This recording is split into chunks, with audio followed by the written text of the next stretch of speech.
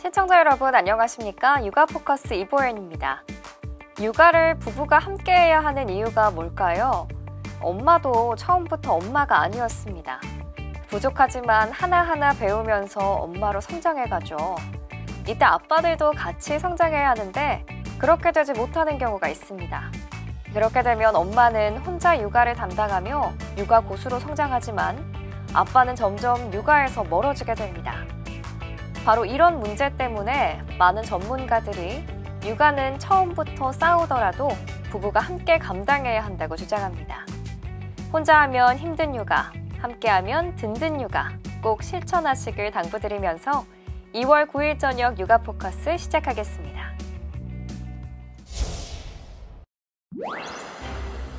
코로나19가 유행한 이후 성인 10명 중 4명은 각종 이유로 응급치료가 필요한 상황에서 응급치료를 받지 못했다는 조사 결과가 나왔습니다. 서울대학교 병원 공공보건의료진흥원이 작년 11월과 12월 성인 2천여 명을 설문한 결과 코로나19 발생 후 응급치료를 받지 못한 적 있다는 응답이 39.6%에 달했습니다. 그 이유로 29.1%가 확진자 접촉이 우려돼서라고 답했고 23.6%는 응급실이 폐쇄돼서 14.5%는 의심 증상이 있어서라고 응답했습니다. 건강검진을 미룬 사람의 77.8% 역시 확진자 접촉이 걱정돼서 활동을 자제하기 위해서였다고 답했습니다.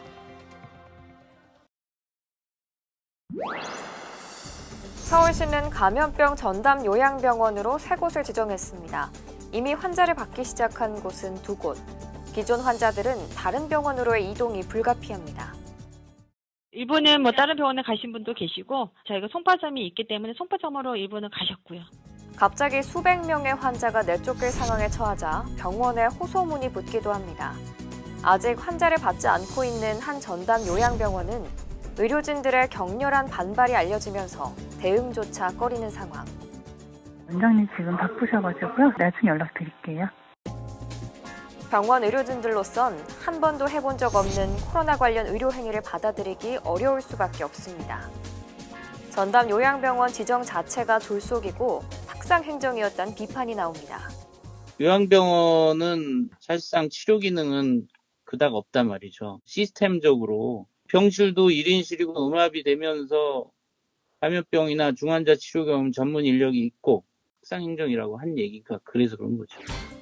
전담 요양병원 내 의료진이 턱없이 부족할 것이란 지적이 처음부터 제기됐지만 마땅한 대책은 없습니다. 인력 부족 부분에 대해서는 혹시 어떻게 좀 해결을 해야 될까요? 중수본하고 긴밀하게 협조해서 그 부분은 지원할 예정입니다. 전담 요양병원으로 지정된 곳들은 지인 등을 통해 어렵게 간병인을 구하고 있는 것으로 알려졌습니다. 교육부가 올해 학교별 학년별 등교 방안을 확정해 발표했습니다. 초등학교 저학년의 등교를 대폭 확대하기로 했는데요. 신학기 개학과 수능도 예정대로 실시할 방침입니다. 올해 신학기부터 유치원생과 초등학교 1, 2학년은 사회적 거리두기 2단계까지 교내 밀집도 적용 대상에서 제외할 수 있습니다. 예를 들어 학년별로 150명씩 전교생이 900명인 초등학교라면 1, 2학년 300명은 기본적으로 등교하고 나머지 600명에 대해서만 3분의 1 이하인 밀집도 원칙을 지키는 식입니다. 현행 거리두기 2단계인 비수도권은 사실상 전면 등교를 실시할 수 있지만 거리두기 2.5단계인 수도권은 이전처럼 현행 교내 밀집도 3분의 1을 준수해야 합니다. 특수학교와 인원 기준을 400명 이하로 완화한 소규모 학교 등은 2.5단계에도 밀집도 적용 여부를 자율적으로 결정할 수 있습니다. 정부는 또 고등학교 3학년은 지난해처럼 매일 등교하도록 권고했습니다. 지난해 매일 등교 원칙이었던 고등학교 3학년은 전년 기준을 유지하는 것으로 하되 교육청이 지역과 학교 상황에 맞게 최종적으로 확정할 계획입니다. 정부는 인력 5만 명을 배치해 학교 방역을 강화하고 초등 1학년에서 3학년 과밀학급에는 기간제 교사 2,000명을 투입해 기초학력 저하도 막을 계획입니다. 초등학교는 수행평가를 실시하지 않을 수 있고 중학교 1, 2학년은 거리두기 3단계일 때 성적을 산출하지 않아도 됩니다. 또 개선된 인프라 속에서 실시간 쌍방향 소통 중심의 원격 수업을 확대하고 여기에는 콘텐츠를 활용한 실시간 채팅 대화도 포함됩니다. 정부는 신학기 개학을 오는 3월 2일부터 대학 수학능력 시험은 11월 18일 예정대로 진행하기로 했습니다.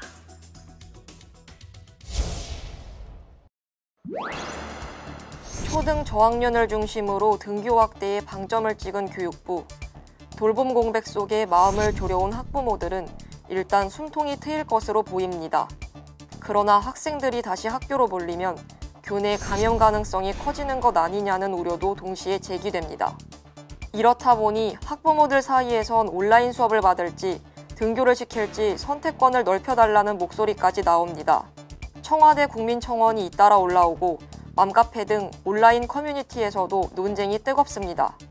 공간이 확보가 안 된다는 얘기는 좀 들었거든요. 온라인으로 좀 양질의 수업을 받을 수 있는 선택권이 있으면 좋을 것 같고. 교육부는 원칙적으로 등교 선택권은 줄 수 없다는 입장입니다. 다만 지난해와 마찬가지로 가정학습도 교외체험학습 사유로 인정하기로 했습니다. 교육부 관계자는 시도별로 34일에서 60일까지 출석 인정이 가능하다며 초등학교와 중학교는 의무교육인데다 결석이 더 길어질 경우 아동학대나 방임 등 문제를 놓칠 수 있다고 설명했습니다. 가정 체험학습을 통해서 하는 것을 원칙으로 하고 이외에 기본적으로 원격 수업과 등교 수업을 선택하는 것은 고려하고 있지 않습니다. 감염병의 확산 정도나 이런 부분들을 종합적으로 고려해서 교육부는 등교 확대 추진은 철저한 방역을 전제로 한 만큼 방역 인력 지원에 총력을 다하겠다고 밝혔습니다. 올해 신학기부터 초등학교는 전반적으로 등교가 확대되지만 중학교나 고등학교는 지난해와 등교 양상이 크게 다르지 않을 전망입니다.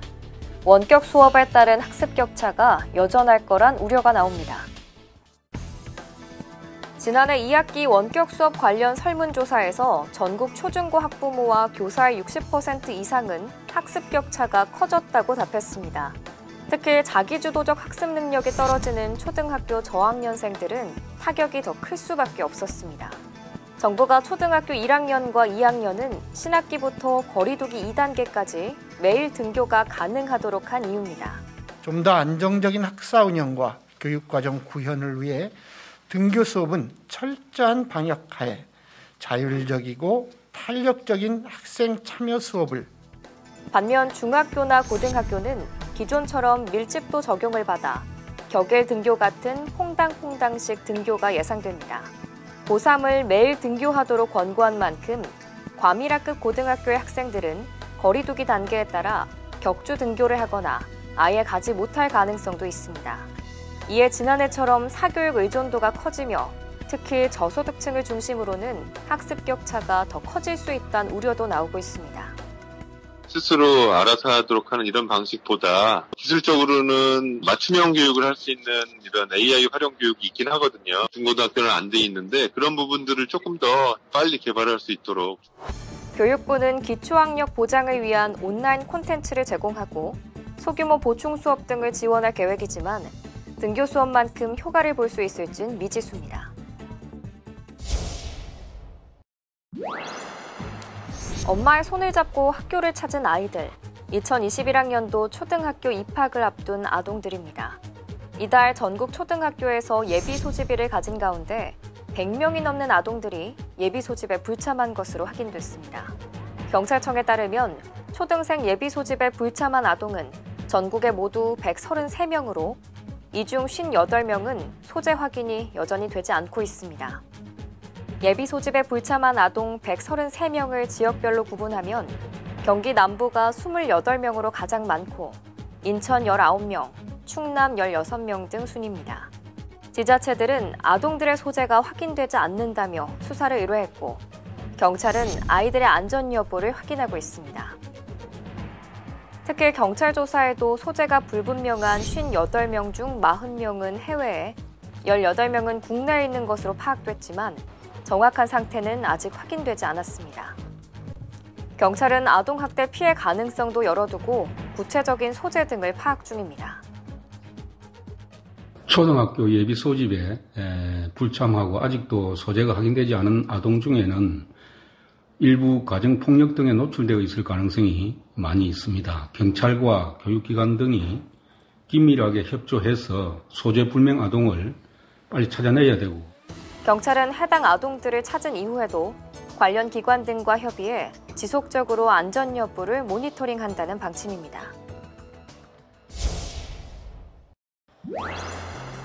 지난 한 해 국내에서 거주지를 옮긴 이동자 수는 773만 5천 명으로 2015년 이후 가장 많았습니다.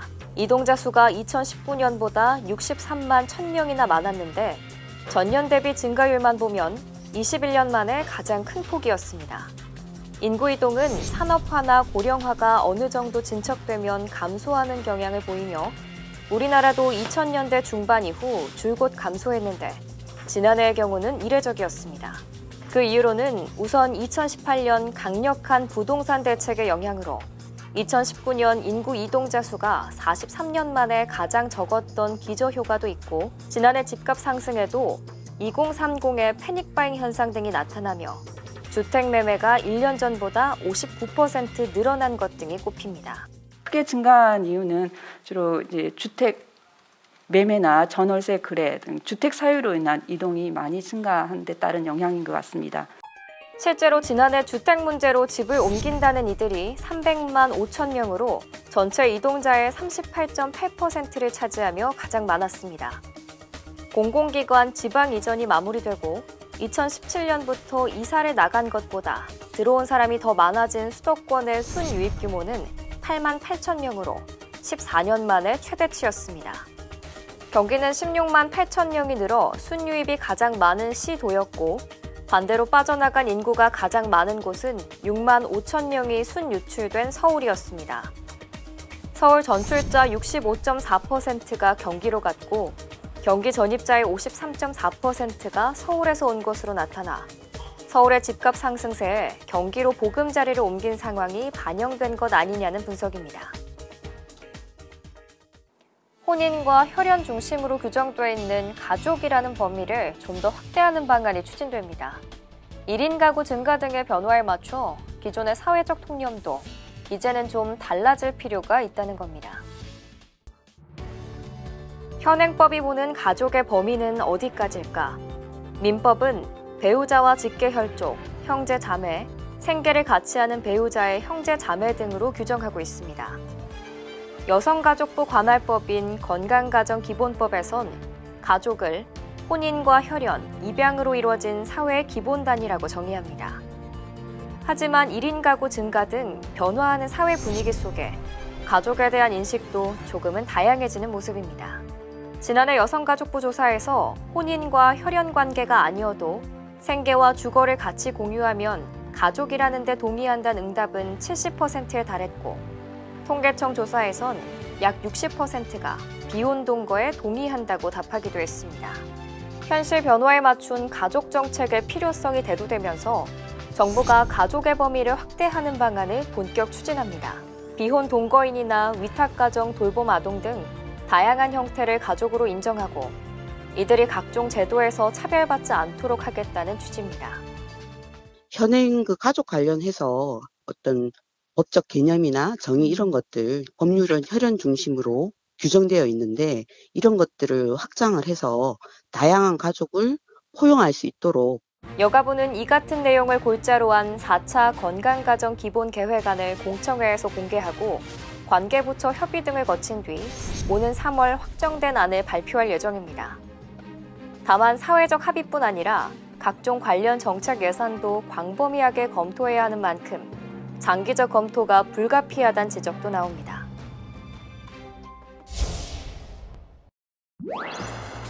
새 임대차 보호법 시행 뒤 6개월, 이제 서울에서 전세 물건 찾기 어렵단 말은 봄, 가을 이사철에만 나오는 말이 아니게 됐습니다. 물건이 아예 없는 건 아니지만 예전보다 턱없이 올라버린 가격에 신규 세입자들에게 전셋집 구하기란 여간 곤혹스러운 게 아닙니다. 임대차 3법 나오고 나서 전세보증금이 막 2, 3억 올라버렸어요. 그러니까 실수요자분들보다는 지금은 갭투자자들이 찾는 상황이 발생을 했습니다. 다시. 특히 수도권 3기 신도시 예정 지역은 청약 대기 수요가 유입되고 서울 접근성이 좋아지리란 기대에 전셋값이 고공행진 중입니다. 하남의 경우 전용 면적 98제곱미터 아파트 전세 매물이 지난해 이미 10억 원을 넘었고 남양주, 고양, 안산도 평균 이상의 전셋값 상승폭을 나타내고 있습니다. 전세난을 단기간에 풀 해법마저 보이지 않으면서 불안한 실수요자들은 내 집 마련에 적극 나서고 있습니다.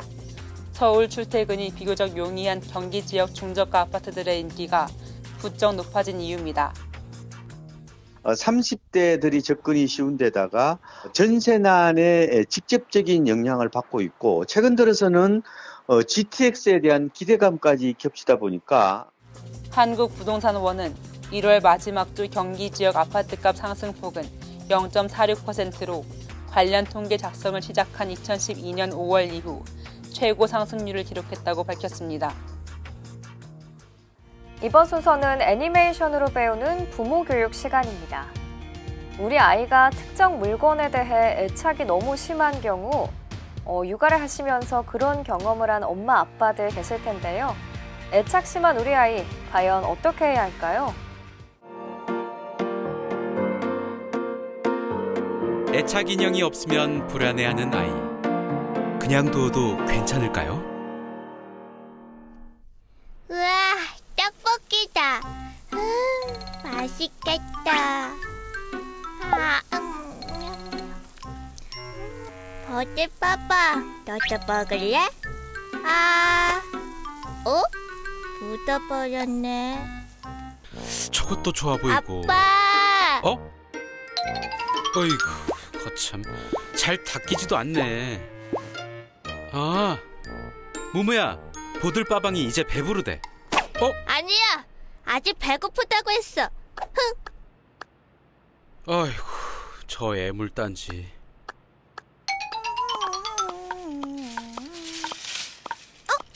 이거 좋은데? 아빠, 난 이거. 무무야, 우리 보들빠방 친구 만들어줄까? 아빠, 나 내려줘. 그래. 에차. 뭐 맘에 드는 거 있어? 응. 저기, 저거. 으차. 이거 말하는 거니? 응. 자.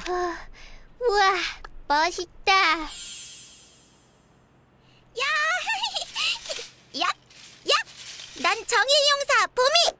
악당들은 물러가라! 보들빠방, 멋있지? 보들빠방?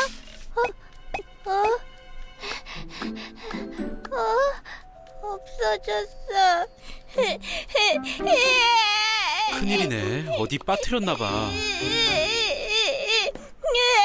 네가 새 장난감 챙기니까 보들빠방도 새 친구 찾아간 거야. 쉿.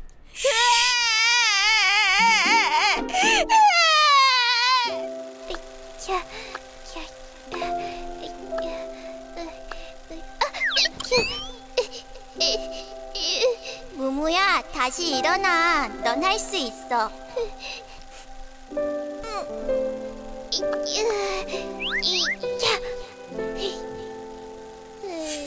무무 어린이 주사 맞을 시간이에요. 진짜 주사 무서워.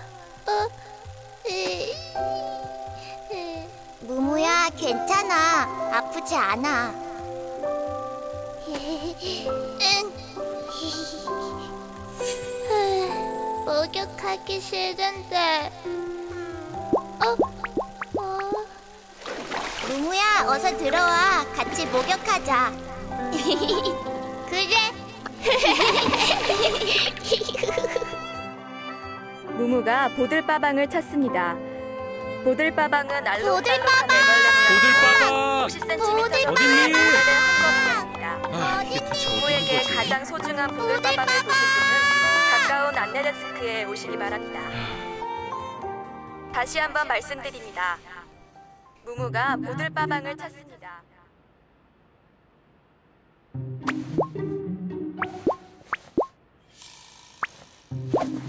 보들빠방! 여기 있었구나! 보들빠방! 어디 갔다 이제 왔어. 얼마나 찾았는지 알아? 보들빠방. 정의는 승리한다.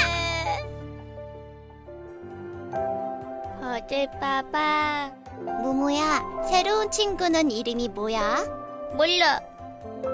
무무가 이름을 지어주면 좋은 친구가 될 텐데. 무무 친구는 보들빠방뿐이야. 친구가 둘이면 더 좋지 않을까?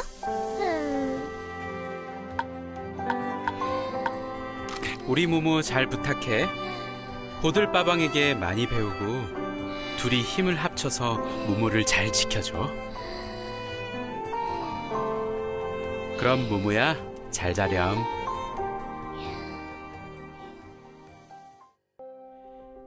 인형, 이불 등과 같은 특정한 물건에 집착하는 것은 모든 아이에게 동일하게 나타나는 모습은 아니지만 정상적인 발달 과정이며 부모의 품을 떠나 세상을 향해 한 발 내디디려 할 때 심리적 안정을 느끼게 해주는 것입니다. 아이에게서 애착물을 억지로 떨어뜨리기보다는 애착물이 아이에게 소중한 대상임을 인정해주세요.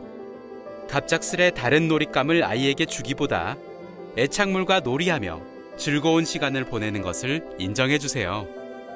동시에 애착물과의 놀이뿐 아니라 여러 놀잇감과 친구 등 다른 대상과의 놀이에서도 재미와 안정감을 느낄 수 있도록 해주는 것이 좋습니다.